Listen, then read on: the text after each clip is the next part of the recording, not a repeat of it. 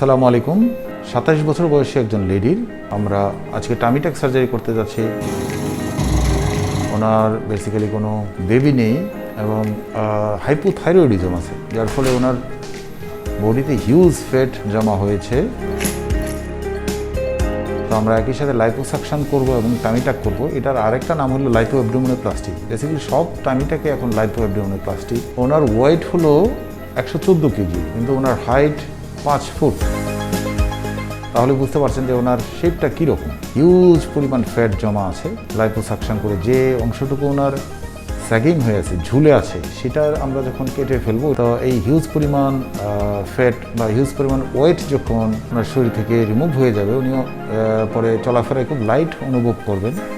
এইটাই সার্জারির basically prime target.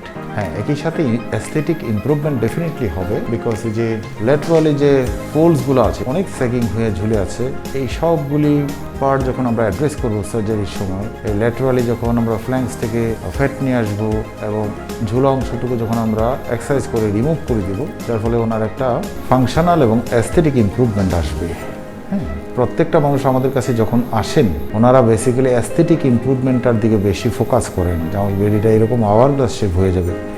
এই সব ক্ষেত্রে আওয়ার গ্লাস করা সম্ভব না, কখনোই সম্ভব না। ডেফিনেটলি ওনার একটা অ্যাস্থেটিক ইমপ্রুভমেন্ট আসবে, এখন যেরকম আছে তার চেয়ে অনেক সুন্দর হবে। কিন্তু এই যে 5 ফুট ওজন, কিন্তু ওনার ওয়েট যদি যে 114 কেজি বা 120 কেজি হয়, এই ক্ষেত্রগুলিতে বেসিক্যালি সেরকম এক্সপেক্ট করা ঠিক হবে না। ওনার জন্য আমরা এখন যে টার্গেট নিয়ে সার্জারিটা করছি, যে আপার অ্যাবডোমেন থেকে লাইপোসাকশন করে, ফ্ল্যাঙ্কস থেকে লাইপোসাকশন করে ওই যে কাটা স্লিম করে ফেলবেও, এবং লোয়ার অ্যাবডোমেনের যে স্যাগিং অংশটা আছে সেটা আমরা এক্সারসাইজ করে রিমুভ করব।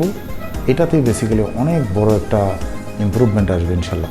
তো ওনার বডিতে বেসিক্যালি ফ্যাট ডিপোজিশনের যে প্যাটার্ন, এই সেন্ট্রাল বডিতেই ফ্যাট ডিপোজিশনটা অনেক বেশি। ওনার হাত বা পায়ের মধ্যে যে অনেক বেশি ফ্যাট ডিপোজিশন, এরকম কিছু না। এই যে অনেক বেশি ফ্যাট ডিপোজিশন হয়ে যেহেতু এদিকে একদম ঝুলে আছে, এটার জন্য ওনার চলাফেরা করতে অনেক অসুবিধা হয়। এটাও ওনার বেসিক্যালি একটা মূল কনসার্ন। তো আমরা এই সবগুলি জিনিস যখন, তার চাহিদা যখন আমরা ফিল আপ করতে পারবো, তখন আশা করি যে ওনাকে একটা স্যাটিসফ্যাক্টরি রেজাল্ট দেওয়া যাবে।